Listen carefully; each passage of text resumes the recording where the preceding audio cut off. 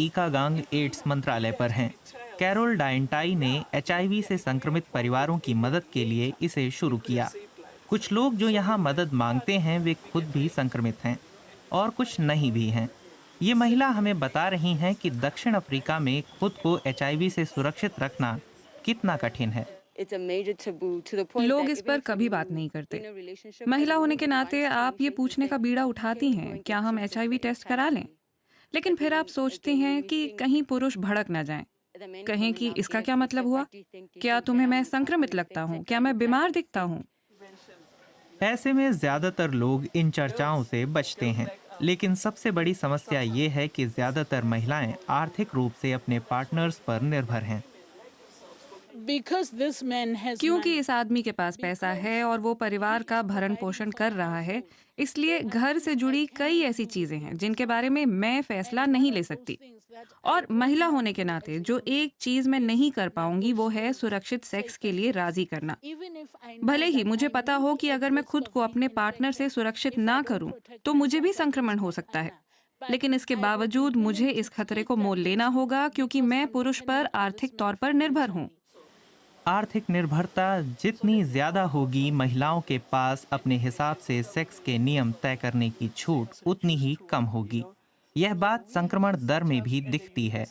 उप सहारा अफ्रीका के देशों में ज्यादातर महिलाएं ही एचआईवी से संक्रमित होती हैं।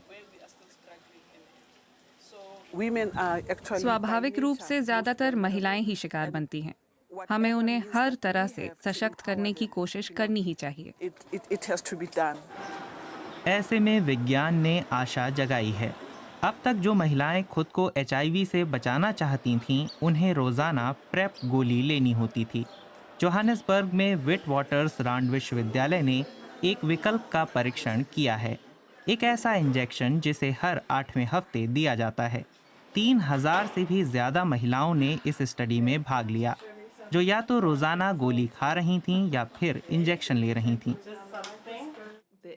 इंजेक्शन से रोजाना खाई जाने वाली गोली के मुकाबले 89% ज्यादा संक्रमण रुके हैं। केवल 1% महिलाओं को ही नए संक्रमण हुए, जो कि हाल में दक्षिण अफ्रीका में हुए अन्य अध्ययनों के मुकाबले बेहद कम है। प्रेप गोली और नया इंजेक्शन दोनों ही एंटी रेट्रोवियल दवाएं हैं। ये शरीर में वायरस के प्रसार को धीमा कर देती हैं। ये वही दवाएं हैं जिनका एचआईवी संक्रमण के इलाज में इस्तेमाल होता है। इसी में मसले की जड़ छिपी है। दरअसल कई महिलाएं इसलिए एहतियातन गोली नहीं खाना चाहती ताकि उनके आसपास लोग ये न समझें कि वे संक्रमित हैं। हमारे इलाके में महिलाओं की समस्या है कि जब वे एंटी रेट्रोवियल दवाएं लेती हैं तो लोग सोचते हैं उन्हें एचआईवी है। इससे उन पर कलंक लग सकता है। कुछ ये भी सोच सकते हैं कि अगर वे एचआईवी से बचना चाह रही हैं तो क्या वे दूसरे पार्टनर्स बनाना चाहती हैं। कई बार महिलाओं को केवल इसलिए नीची नजरों से देखा जाता है क्योंकि वे अपने हिसाब से संबंध बनाना चाहती हैं।